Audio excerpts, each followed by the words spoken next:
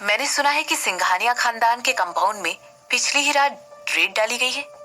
क्या ये तुम्हारा काम है?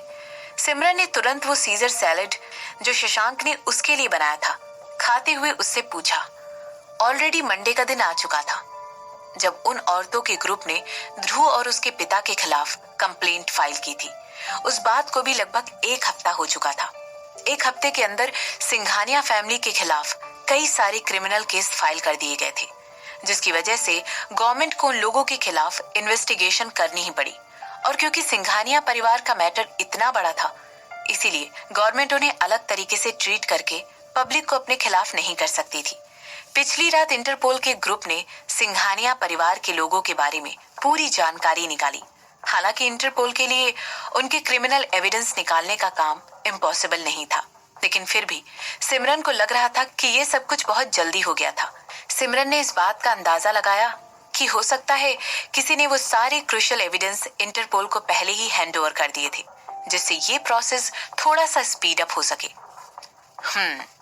ये तुम्हारे लिए एक सरप्राइज के तौर पर प्लान किया गया था। ऐसा कहते हुए शशांक अपने दांत पीसने लगा और आगे कहने लगा, तो ये जानकर सरप्राइज हो गई है ना? सिमरन ने शशांक का मजाक उड़ाया और रिस्पॉन्स में अपना सर हिला दिया। उसके लिए ये वाकई में एक सरप्राइज था। दरअसल उसने प्लानिंग की थी कि वो इस काम को धीरे धीरे अंजाम देगी और पब्लिक पर गवर्नमेंट को अपना काम करने देगी। इसके बाद उसने सोचा था कि गिरीश आगे जाकर अपने हिसाब से सिंघानिया परिवार पर अटैक करेगा। हालांकि शशांक वाला प्लान भी अच्छे से काम कर रहा था। गिरीश जल्द ही उड़ने वाला है। हो सकता है अगले हफ्ते या अगले कुछ दिनों में वहां पहुंचकर सिंघानिया परिवार के अंडरवर्ल्ड नेटवर्क को टेक ओवर कर ले। मैं चाहती हूँ कि तुम उससे मिलो, सिमरन ने शशांक से कहा। ठीक है, ऐसा कहते हुए शशांक ने उसकी तरफ देखा और अपना सिर हिला दिया। क्या हुआ? कुछ गलत हुआ है क्या? क्या मेरे फेस पर कुछ लगा है? सिमरन ने सब कॉन्शियसली अपने हाथ में नैपकिन लेकर अपने मुंह को वाइप करते हुए कहा। तुम्हें पता है, मैंने अभी भी रियलाइज किया कि जितने भी लोगों को मैं जानता हूँ, तुम उनमें से सबसे ब्रिलियंट हो। पहले तुमने मल्होत्रास को सफर करवाया और अब तुम गिरीश का इस्तेमाल करके सिंघानियास पर भी अटैक करवा रही हो। दुनिया का कोई भी इंसान इस बात का पता नहीं लगा सकता है कि तुम दोनों साथ काम कर रहे हो। ये कितना स्मार्ट मूव है। आखिर तुम इतनी स्मार्ट कब से बन गई? क्या तुम्हारे दिमाग में कुछ अलग सा प्लान किया गया है? शशांक ने सिमरन को चिढ़ाते हुए कहा। उसे आज भी याद था कि कैसे सिमरन बचपन में अपने होमवर्क को कंप्लीट करने के लिए स्ट्रगल किया करती थी। मैं कोई ब्रिलियंट नहीं हूँ, सिमरन ने अपने माथे पर सिकुड़न लाते हुए कहा। इसके बाद वो आगे कहने लगी, और मुझे बेवकूफ कहना बंद करो। मैंने कहा तुम ब्रिलियंट हो? भला मैंने तुम्हें बेवकूफ कब कहा? शशांक ने हंसते हुए कहा। इस समय सिमरन उसे घूर कर देख रही थी। तुम्हें पता है, जब हम लोग बच्चे हुआ करते थे तो मैं तुम्हें क्यों पसंद नहीं करती थी? वो इसलिए क्योंकि तुम बहुत बोरिंग थे। तुम हमेशा डायनासोर के बारे में बात किया करते थे और लगातार एरिस्टोटल के बारे में बोलते जाते थे। आखिर तुम हमेशा एक्सटिंक्ट एनिमल्स और मरे हुए लोगों के बारे में ही बात क्यों किया करते थे? उनके बारे में इतनी इंटरेस्टिंग क्या बात थी? शशांक एक बार फिर से इतनी जोर का ठहाका मारकर हंसा कि उसकी हंसी पूरे डाइनिंग रूम में गूंज पड़ी और उसे सुनकर सिमरन के दिल में गुदगुदी होने लगी। पता नहीं किस वजह से उसे शशांक की हंसी सुनकर स्प्रिंग सीजन की याद आ गई, जो कि फ्रेश और वाइब्रेट होता है। और अब तुम्हारी तरफ देखो, क्या तुम मेरी वाइफ नहीं हो? आखिरकार तुमने मुझे पसंद कर ही लिया और मुझसे शादी भी कर ली। ऐसा कहते हुए शशांक एक बार फिर से ठहाका मारकर हंसने लगा। किसने कहा कि मैं तुम्हें पसंद करती हूँ? मैंने तुमसे शादी इसलिए की क्योंकि तुम बहुत अमीर हो। ऐसा कहते हुए सिमरन ने शशांक की तरफ से मुंह फेर लिया। उसे कहीं ना कहीं इस बात का हल्का सा यकीन था कि उसने शशांक से उसकी दौलत के लिए भी शादी की थी। फिर क्या तुम्हें मुझसे पहले कोई और भी पसंद था? शशांक ने अपने चेहरे पर एक बड़ी मुस्कान के साथ उससे पूछा। ऑफ कोर्स, क्या तुम्हें लगता है मैं कोई अजीब लड़की हूँ? तब मुझे तुम्हारा वो वाला फ्रेंड बहुत ज्यादा पसंद था। उसका नाम क्या था? हरमन, हेमंत, जसवंत। ओह, तुम्हारा मतलब है मनमीत? शशांक ने अपने माथे पर सिकुड़न लाते हुए कहा। मनमीत उस समय उसका बेस्ट फ्रेंड हुआ करता था, जिसने सिमरन से शशांक को फ्यूचर में एक चांस दिलवाने में हेल्प की थी। अरे हाँ, मुझे वो लड़का बहुत पसंद था, मनमीत। वो बहुत ही सिंपल लड़का था वो कोई ऐसा नहीं था जो बहुत स्मार्ट लगता हो, लेकिन कम से कम वो किसी लड़की को देखकर उसके सामने बेहोश तो नहीं होता था ना। सिमरन ने एक टेढ़ी मुस्कान के साथ शशांक की तरफ देखते हुए कहा।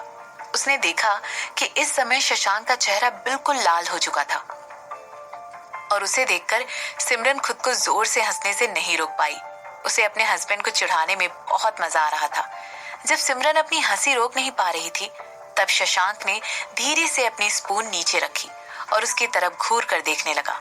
इस समय उसकी आंखें शार्प दिख रही थी, बिल्कुल किसी चील की तरह। उफ, क्या इस समय वो सच में गुस्सा हो गया था?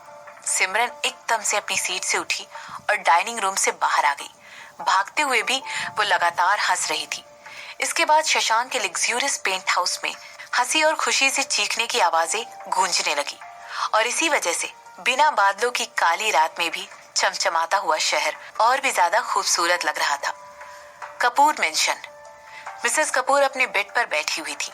उन्होंने अपने पैरों को हक किया हुआ था और वो पूरे दिल से फूट फूट कर रो रही थी। अभी पिछली ही रात को एक आदमियों के ग्रुप ने सिंघानिया परिवार के कंपाउंड में रेड डाली और उनके भाई के विला के अंदर रखी हुई काफी इलीगल बंदूकें सील कर ली थी। जब मिसेस कपूर के पिता को ये बात पता चली तो उन्हें इतना बड़ा धक्का पहुंचा कि उन्हें हार्ट अटैक ही आ गया। हॉस्पिटल में मिसेस कपूर को ये बताया गया कि उनके पिता को एक जानलेवा हार्ट अटैक आया था और इसी की वजह से वो कोमा में चले गए थे और अब उनका बचना बहुत मुश्किल ही नजर आ रहा था। सिंघानिया परिवार के हेड होने के नाते मिसेस कपूर के पिता का उदयपुर में काफी अच्छा दबदबा था। उनके बहुत सारे ऐसे पावरफुल फ्रेंड्स और सोर्सेस थे जो कि हर सेक्टर में फैले हुए थे और उन्हीं की वजह से उन्हें कोई छू भी नहीं सकता था। लेकिन इस क्रूशियल समय पर उनका हॉस्पिटलाइज होना मिसेस कपूर के लिए एक पूरी तरह तोड़ देने वाली खबर थी। किसी तरह सिंघानिया परिवार पर पड़ी रेड और मिसेस कपूर के पिता को आए हार्ट अटैक के बारे में सबको पता चल गया था और साथ ही इस बात पर मीडिया की अटेंशन की वजह से भी पूरे उदयपुर में सिर्फ इसी बात की चर्चा थी। सिंघानिया परिवार से नाराज लोग तुरंत हॉस्पिटल के बाहर जमा हो गए और वहां पर हल्ला गुल्ला करने लगे। आखिर एक जाना माना हॉस्पिटल एक मर्डर और एब्यूजर के लिए केयर फैसिलिटी भला कैसे प्रोवाइड करवाता? शायद सभी ने ये बात सोची थी, यहाँ तक कि वो लोग जो कि सिंघानिया परिवार के इलीगल मनी लेंडिंग बिजनेस के शिकार थे, उन लोगों ने भी हॉस्पिटल के बाहर जमा हुई प्रोटेस्टर्स की भीड़ को ज्वाइन कर लिया था। हॉस्पिटल के बाहर का माहौल बड़ा ही गहमा गहमी वाला हो गया था। जो कुछ भी हो रहा था उसके चलते मिसेस कपूर को ये बात तो पता चल गई थी कि अब सिंघानिया परिवार का अंत दूर नहीं था। करण, आखिर अब मैं क्या करूं? मैं तो हॉस्पिटल जाकर अपने फादर को भी नहीं देख सकती हूँ। अब जबकि हॉस्पिटल के बाहर इतने सारे प्रोटेस्टर्स की भीड़ जमा हो गई है, मेरा वहां जाना नामुमकिन है।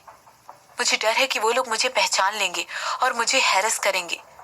मैं अपने फादर को नहीं देख सकती हूँ, मैं अपने भाई को भी नहीं देख सकती हूँ, यहाँ तक कि मैं तो अपने भतीजे तक को नहीं देख सकती हूँ। मुझे ऐसा क्यों लग रहा है कि मैं अब किसी काम की नहीं रही करण? ऐसा कहते हुए मिसेस कपूर अपने हस्बैंड की बाहों में गिर गई और रोने लगी। मिसेस कपूर को कहीं ना कहीं ये बात पता थी कि एक बार उनका सिंघानिया परिवार खत्म हो गया तो सारी चीजें बदल जाएंगी और फिर से अपना सर उठाकर समाज में नहीं चल पाएंगी और हर कोई उन्हें जज करने की कोशिश करेगा। यहाँ तक कि लोगों को इस बात से भी फर्क नहीं पड़ेगा कि वो मिस्टर कपूर की वाइफ है। उन्हें समाज में हर किसी से रिस्पेक्ट लेने की आदत थी, यहाँ तक कि उन्हें हर कोई अपने सोशलाइट सर्कल में देखकर उनसे डरता था। इन सभी चीजों की वजह से अब वो इमेजिन भी नहीं कर पा रही थी कि अगर ये सारी फैसिलिटी जो उनसे छीन ली गई तो उनका क्या हर्ष होने वाला था। अगर लोग इस समय मिसेस कपूर को इतनी बुरी तरह रोते हुए देखते तो वो यही सोचते कि जो कुछ भी उनके फादर, भाई और भतीजे को हुआ है वो उसकी वजह से पूरी तरह टूट चुकी है। मगर सच्चाई तो ये थी कि वो अपने धुंधले फ्यूचर को लेकर परेशान थी। वो इस बात से परेशान थी कि अब फ्यूचर में उन्हें कभी भी सिंघानिया परिवार का सपोर्ट नहीं मिल पाएगा। तुम्हारे लिए इस समय बाहर जाना सेफ नहीं है, तुम बस घर पर रुको और रिद्धिमा को कॉल कर लो। उसे इस बात की तसल्ली दो कि सब कुछ फिर से ठीक हो जाएगा। हो सकता है लोग तुम्हारे और सिंघानिया परिवार के बीच में कनेक्शन का पता जल्द ही लगा लें, इसीलिए मुझे इसके लिए भी प्रिपरेशन पहले से करके रखनी पड़ेगी। ऐसा कहते हुए मिस्टर कपूर ने अपनी वाइफ की पीठ थपथपाई और उन्हें अपनी बाहों से निकालकर खुद खड़े हो गए। इसके बाद वो चलकर अपने बेडरूम की विंडो के पास गए और एक संगीन लुक के साथ बाहर देखने लगे। उन्होंने तुरंत अपनी पैंट की पॉकेट में हाथ डाला और कहने लगी, मुझे याद है तुमने पहले कहा था कि तुम फिर से एक्ट्रेस बनना चाहती हो। मुझे लगता है सही मायने में फिल्म इंडस्ट्री में वापसी करने का यही अच्छा वक्त है। क्या? मिसेस कपूर इन बातों को सुनकर थोड़ी सी कंफ्यूज हो गई। आखिर वो एक बार फिर से एक्ट्रेस कैसे बन सकती थी? उन्हें यकीन था कि लोग उन्हें उनके फैमिली बैकग्राउंड को लेकर काफी क्रिटिसाइज करने वाले थे।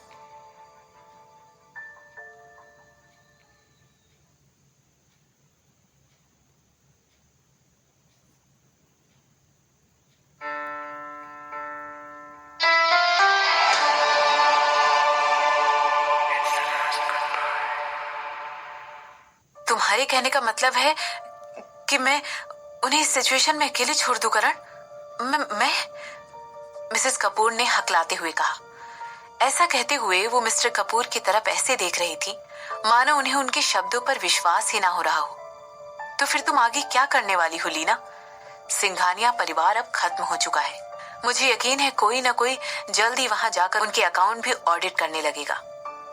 क्या तुम भी उनके साथ बर्बाद होकर डूबना चाहती हो? मिस्टर कपूर ने बड़ी शांति के साथ उनसे पूछा। अभी भी वो खिड़की के बाहर ही देख रहे थे। मैं ये नहीं कह रहा हूं कि तुम्हें उन्हें छोड़ देना चाहिए। तुम्हें एक स्टेटमेंट इशू कर देना चाहिए कि अब तुम्हारा सिंघानिया परिवार से और उनके बुरे कारनामों से कोई संबंध नहीं है। ऐसा तुम्हें सिर्फ पब्लिक को दिखाने के लिए करना है। चुपके से तुम उस फैमिली से अभी भी कांटेक्ट में रह सकती हो, मिस्टर कपूर ने मिसेस कपूर को सजेस्ट करते हुए कहा। वैसे कपूर के लिए एक इंसान की कीमत इसी बेस पर लगाई जा सकती थी कि उसके पास उन्हें ऑफर करने के लिए क्या था। वो नेचुरली उन लोगों को ज्यादा वैल्यू करते थे जो उन्हें बदले में कुछ दे सके। वो नहीं चाहते थे कि सिंघानिया परिवार के इस तरह बदनाम होने की वजह से उनकी वाइफ भी पूरी तरह यूजलेस हो जाए। वो चाहते थे कि उनकी वाइफ अभी भी शान से अपना सर ऊंचा करके खड़ी रह सके। करण, आखिर तुम इस तरह कैसे सोच सकते हो? जब कपूर इंडस्ट्रीज लॉस में जा रही थी तो उन्हें पूरा करने के लिए सिंघानिया परिवार ने ही हमारी मदद की थी। उन्होंने ही हमें जरूरत के समय पर फंड देकर हमारी कंपनी को डूबने से बचाया था। और अब जबकि तुम्हें दूसरी जगह से लोन मिल गया है तो तुम उन्हें इस तरह ही छोड़ना चाहते हो? मिसेस कपूर ने अपनी आंखें बाहर निकालते हुए मिस्टर कपूर से कहा। मिसेस कपूर को हमेशा से ये बात पता थी कि उनके हस्बैंड एक ऐसे इंसान हैं जो कि अपने फायदों को रिलेशंस के ऊपर रखते थे। उन्होंने ये भी देखा था कि किस तरह से कपूर ने अपने दोस्तों को, यहाँ तक कि अपने फैमिली मेंबर्स को भी उनका काम निकल जाने पर छोड़ दिया था। मिसेस कपूर ने ये कभी नहीं सोचा था कि उनके साथ भी एक दिन यही होगा। उन्हें भी दूसरों की तरह ही ट्वीट किया जाएगा। पिछले 5 सालों में जब कपूर इंडस्ट्रीज लगातार घाटे में जा रही थी, हेमंत और सिंघानिया फैमिली ने दिल खोलकर पैसा देकर उनकी मदद की थी और आज उन्हीं की वजह से उनकी कंपनी इतनी स्टेबलाइज हो पाई थी। जो फंड उन्होंने इतने सालों से कपूर इंडस्ट्रीज को कंट्रीब्यूट किए थे वो एक बहुत बड़ा अमाउंट था और अब जबकि सिंघानिया परिवार को उनकी मदद की जरूरत थी तो मिस्टर कपूर ने एक बार भी उनके किए को लौटाना जरूरी नहीं समझा। यहाँ तक कि उन्होंने अपनी गुडविल को भी उनके लिए इस्तेमाल करना जरूरी नहीं समझा। अभी 1 महीना भी नहीं हुआ था जब सिंघानिया परिवार इतनी मुसीबतों से गुजर रहा था और मिस्टर कपूर ने अभी से उनका साथ छोड़ने का मन बना लिया था। आखिर वो इतने पत्थर दिल कैसे हो सकते थे? जो बात मिसेस कपूर को इस समय रियलाइज नहीं हो रही थी वो ये थी कि मिस्टर कपूर तो हमेशा से ही ऐसे थे। यहाँ तक कि जब उन्होंने सिमरन की माँ को अपने प्यार के जाल में फंसाया था और उसे शादी के पहले ही प्रेग्नेंट कर दिया था, तब भी उन्होंने मिसेस कपूर से शादी करने के बारे में एक बार नहीं सोचा। क्यों? ऐसा इसलिए नहीं था क्योंकि वो मिसेस कपूर से ज्यादा प्यार करते थे, बल्कि उस समय ऐसा करना ही उन्हें प्रैक्टिकल लगा था। सिमरन की माँ और मिसेस कपूर में से उन्होंने उसे चुना जिसका बैकग्राउंड अच्छा था। मिसेस कपूर मशहूर सिंघानिया फैमिली का हिस्सा थी और उन्हें उनसे शादी करके फायदा मिलने वाला था, जबकि सिमरन की माँ एक अननोन बैकग्राउंड से आई थी जिसके बारे में उस समय उन्हें कोई जानकारी नहीं थी। मिसेस कपूर के साथ अपनी शादी के दौरान उन्होंने कभी भी मिसेस कपूर को धोखा नहीं दिया, लेकिन उन्हें उनसे कभी सच्चा प्यार भी नहीं हुआ। वो मिसेस कपूर की और उनकी फैमिली की पूरी रिस्पेक्ट करते थे, लेकिन उन्होंने उन दोनों के रिलेशनशिप के ऊपर काम करने की भी कभी सोचा ही नहीं। मिस्टर कपूर के लिए ये शादी एक बिजनेस अलायंस से कुछ कम या ज्यादा नहीं थी। मगर अगर मिसेस कपूर अपने आप से सच्चाई नहीं छुपाती तो उन्हें बिना प्यार की शादी के बारे में बहुत पहले ही पता चल गया होता। तो क्या तुम एक डूबते हुए जहाज में खड़े रहना चाहती हो? मिस्टर कपूर ने उनकी तरफ देखते हुए कहा। इस समय उनकी आंखों में बहुत ज्यादा गुस्सा झलक रहा था। मुझे पता है कि सिंघानिया परिवार ने पास्ट में हमारी बहुत मदद की है, लेकिन अब हम उनका नाम अपने नाम के साथ नहीं जोड़ सकते हैं। ऐसा करके हम इतना बड़ा खतरा अपने ऊपर नहीं ले सकते हैं। क्या तुम उन्हें जेल में ज्वाइन करना चाहती हो? अभी के अभी उनसे सारे रिश्ते तोड़ लो। मीडिया को भी ये बात बता दो कि तुम्हें उनके शुरू किए गए क्राइम्स के बारे में कोई जानकारी नहीं थी, क्योंकि तुम बहुत सालों से अब्रॉड में पढ़ाई कर रही थी और तुम्हें अभी उदयपुर आए हुए कुछ ही साल हुए हैं। और इसके बाद जैसे ही तुम उदयपुर वापस आई, तुम्हारी मेरे साथ शादी हो गई और तभी से तुम्हारा उनके साथ इंटरेक्शन और भी कम हो गया। ऐसा कहते हुए मिस्टर कपूर मिसेस कपूर की तरफ घूर कर देखने लगे। तुम्हें ये मानना होगा कि अब सिंघानिया परिवार इस दुनिया में नहीं है। मुझे यकीन है तुम्हें इस बात का अच्छी तरह पता होगा। जैसे ही मिसेस कपूर ने उनकी बातें सुनी, उनकी आंखों से आंसू छलक कर उनके गालों से होता हुआ टपक कर नीचे गिर पड़ा और उन्होंने हाँ में सिर हिला दिया। उनके हस्बैंड के शब्द बिल्कुल सच्चे थे।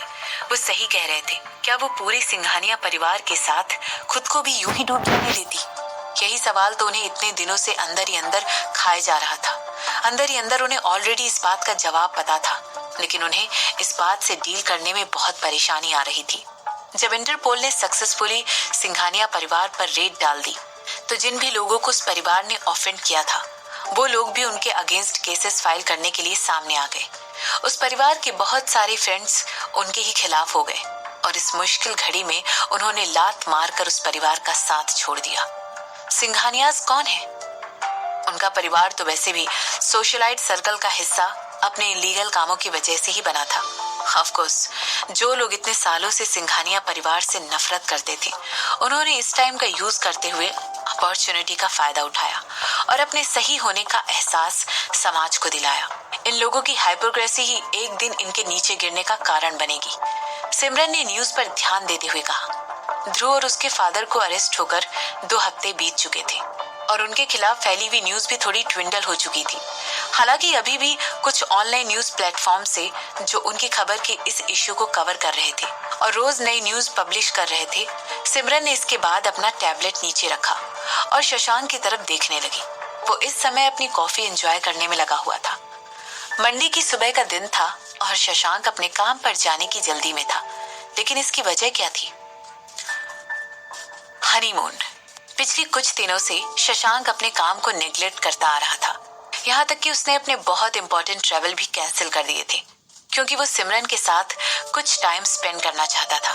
उसने इस बात का सभी को ये रीजन दिया था कि वो लोग अभी भी हनीमून फेज में हैं और उन्हें थोड़ा समय और साथ में बिताना चाहिए। सिमरन इस बारे में पता चलने पर यही सोच रही थी कि कहीं वो पूरे साल हनीमून फेज में तो नहीं रहने वाला है। ये लोग बस सिंघानिया परिवार को एक जरिया बनाकर खुद को ऊपर उठाने की कोशिश कर रहे हैं। शशांक ने तुरंत टॉपिक स्विच करते हुए कहा। इसके बाद वो आगे कहने लगा, कल एक चैरिटी इवेंट है और मैं चाहता हूँ कि तुम उसे मेरे साथ अटेंड करो। मैंने वहां पर पहनने के लिए तुम्हारे लिए कुछ गाउन्स ऑलरेडी प्रिपेयर कर लिए हैं। इसके अलावा मैंने सुना है कि तुम्हारा ऑफिस भी ऑलमोस्ट रेडी हो चुका है, तो तुम अपने गिल इंडस्ट्रीज के नए हेड ऑफिस की ओपनिंग सेरेमनी कब करना चाहती हो? मैं सोच रही हूँ कि इस महीने के आखिर में प्लान कर लेती हूँ, सिमरन ने जवाब देते हुए कहा। इसके बाद वो उससे पूछने लगी, क्या ये चैरिटी इवेंट पद्मिनी ने ऑर्गेनाइज करवाया है? शशांक ने अपना सिर हिलाते हुए जवाब दिया, ये वो इवेंट है जो पद्मिनी की फैमिली ने ऑर्गेनाइज किया है। जैसे ही उसने देखा कि सिमरन ये बात सुनकर शांत हो गई, शशांक ने तुरंत अपना सर उठाकर उसकी तरफ देखा और कहने लगा, तुम्हें चिंता करने की कोई जरूरत नहीं है। इस इवेंट में तुम्हें पद्मिनी की शक्ल नहीं दिखाई देगी, क्योंकि वो ऑलरेडी ही ये शहर छोड़कर जा चुकी है। इस समय वो जर्मनी में डांस क्लासेस ले रही है। मैंने किसी को उसके पीछे फॉलो करने के लिए लगा रखा है, जो मुझे इस बात की श्योरिटी देता रहे कि वो दोबारा कोई बेवकूफी ना करे। सिमरन ने अपना सिर हिलाते हुए कहा। अगर सच कहा जाए तो उसे अपने दुश्मनों को मारना बिल्कुल पसंद नहीं था, बल्कि वो उन्हें जिंदगी भर तड़पते हुए देख सकती थी। उन्हें मारना तो उनकी दुविधा और उनके दुख को एकदम से खत्म करना होता, और ये तो कुछ ज्यादा ही दयालुता और कन्वीनियंस का काम होता। जहां सिमरन और शशांक के कुछ अलग ही प्लान चल रहे थे, वहीं दूसरी तरफ रिद्धिमा और मिसेस कपूर घर पर ही रुके हुए थे। मिस्टर कपूर और रायचंद परिवार दोनों ही सिंघानिया परिवार की फंस जाने वाली सिचुएशन का हिस्सा नहीं बनना चाहते थे। हालांकि क्या सिमरन उन्हें ज्यादा देर इस शो में खड़े रहने का मौका देने वाली थी? जैसे ही सिंघानिया परिवार की न्यूज धीरे धीरे नीचे आने लगी, किसी ने मिसेस कपूर, रिद्धिमा और ध्रुव के साथ में खड़े हुए एक फोटो पोस्ट कर दी। उस इंसान ने इसके बाद ये अंदाजा लगाया कि इस फोटो में खड़े हुए लोग शायद एक दूसरे से रिलेटेड हैं। अब क्योंकि रिद्धिमा और मिसेस कपूर दोनों ही एंटरटेनमेंट इंडस्ट्री से बिलोंग करते थे, उनसे जुड़े हुए लोगों ने तुरंत उस फोटो में उन दोनों को पहचान लिया और धीरे धीरे लोगों की बातें इस बारे में बढ़ती ही चली गई। इस समय पब्लिक वैसे भी सिंघानिया परिवार से नफरत कर रही थी। हालांकि इस समय रायचंद परिवार और कपूर परिवार भी उनकी नफरत का शिकार हो गए। धीरे धीरे इसके बाद हेमंत की मां के परिवार को भी इस मामले में इंक्लूड कर लिया गया। मुझे लगा था हमने ऑलरेडी न्यूज को फिल्टर करने की जुगाड़ किए हुए थे। मैंने तुम्हें इस तरह की पोस्ट को मॉनिटर करने के लिए पहले से ही पैसे भी दे रखे थे, ताकि तुम पहले से ही पता लगा लो कि इस तरह की कोई भी न्यूज सोशल मीडिया पर लीक ना होने पाए। तो एग्जैक्टली यहाँ पर आखिर हुआ क्या है? क्या गलत हो गया? ऐसा पूछते हुए हेमंत भड़क पड़ा। उसकी आंखें बेहद गुस्से में अपने सामने बैठे हुए कंपनी के आईटी डिपार्टमेंट के लोगों के ग्रुप को देख रही थी। जब सिंघानिया परिवार के इलीगल मैटर में होने की न्यूज बाहर आई, तो हेमंत ने तुरंत अपने स्टाफ को सोशल मीडिया और न्यूज प्लेटफॉर्म पर रिद्धिमा का सिंघानिया परिवार से संबंध जोड़ने वाली खबरों पर नजर रखने के लिए इंस्ट्रक्शंस दे दी थी। अगर उन्हें इस तरह की कोई भी खबर मिलती तो उन्हें तुरंत रिद्धिमा का नाम वहां से सेंसर करना था और उस पोस्ट को पूरी तरह से सोशल मीडिया से हटाना था। हेमंत रिद्धिमा को प्रोटेक्ट करना चाहता था। उसे इस समय रिलीफ करने वाली खबर बस यही थी कि रिद्धिमा का नाम इन सब में कहीं पर भी मेंशन नहीं किया गया था। हालांकि जैसे ही उन्होंने सोचा कि ये मामला ठंडा हो चुका है, तभी किसी ने जो रिद्धिमा की फोटो उसकी माँ और कजिन के साथ पोस्ट कर दी। उस फोटो में साफ दिखाई दे रहा था कि वो दोनों ही ध्रुव के साथ डिनर एंजॉय करते हुए हंसी खुशी बातें कर रहे थे।